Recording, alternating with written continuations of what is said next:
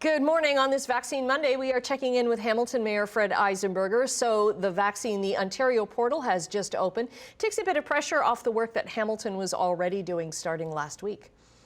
For sure. I mean, the original intent was that we would wait for this portal to open, and we on our own did some advance vaccinations and call outs to individuals to get more people vaccinated sooner. But this portal is hopefully the way that the vast majority of our population is going to get vaccinated. And today it's 80 plus. So we're not encouraging anyone else other than those that are 80 years of age or older to log into the system. Or those individuals 85 plus that may not have gotten a call back. And so all of those folks are eligible to log on to the provincial system, and we're hoping that it's going to be smooth sailing on that system, but I encourage everyone not to go on at the same time. Okay, just hold and wait. When are the vaccine centres going to open? I know there's one at First Ontario Centre, the old Cops Coliseum, and one at Rosedale Arena in the east end of the city.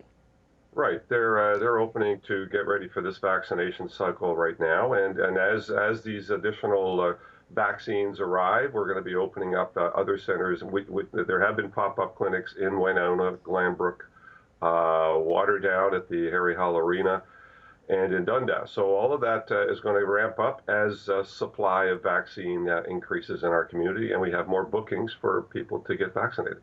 We have a viewer question here that I'd like to ask you, and it's about vaccine rollout for Indigenous adults who are living within the city of Hamilton.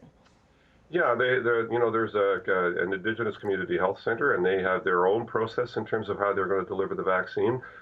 Truth and Reconciliation has advocated for having the Indigenous community have self-determination, and that's certainly happening in the vaccine space as well.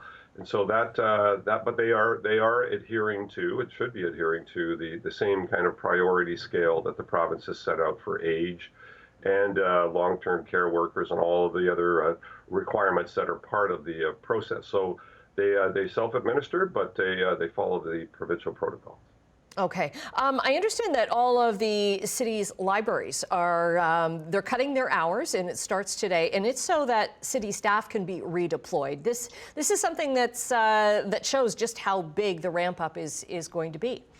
Yeah, we needed to find 300 additional people. About 120 of those are going to be new hires, but 180 of those are going to be people that are employees that are diverted from other work to help administer this vaccine. This is going to be a massive effort that requires a lot of people on the administrative side as well as public health nurses. And so, about 300 additional employees will be either diverted or hired new to be able to do that. So as we move people around, less work in some areas of our city is going to occur. A lot of our museums are not going to open aside from Dundurn Castle. Some of the libraries are going to have differing hours so that a lot of these employees can be diverted to be able to do the work that's going to be very, very important in the next 2, 3, 4 months.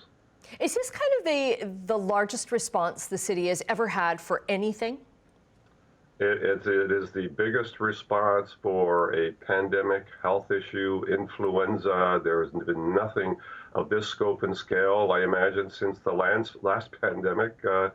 In the last century. And so this is a massive effort, not only locally but provincially, nationally, globally. In my lifetime, we've never seen anything of this sort happening, and this is well beyond the flu and the influenza vaccinations that are largely done in different ways. We don't have the same kind of uptake normally in terms of the flu and influenza. Right now, 75 to 80% of the population needs to be and will be vaccinated. Typically, it's only about 50% for the flu, and it's spread out across many different areas where it's administered. So this is a massive effort, and it's going to take a massive switch of employees to be able to pull it together, and they've done a terrific job in pulling it together to make sure that we're ready to go when the vaccine is here. Okay, lots of people using this time during the pandemic to get outside. They're going to our waterfalls, which are a huge, huge asset to the city, but also a problem with parking and walking around and access to there. So I understand that a new pilot program starts today. Yeah, and again, it's the booking system for visiting those sites is critically important. because it's so popular. And, we love the fact that people love our outdoor spaces and the waterfalls that we're blessed to have. But at the same time, it's a crush of people that's, too many people, gathering in the first place as a result of COVID, but also that it overspills into the neighborhoods, onto the roadways, and starts to become a very dangerous situation for all. So Okay. we're hoping that this booking online system will certainly help alleviate some of those problems. Okay. Mayor Fred, nice to talk to you again. Mayor Fred Eisenberger, Mayor of Hamilton.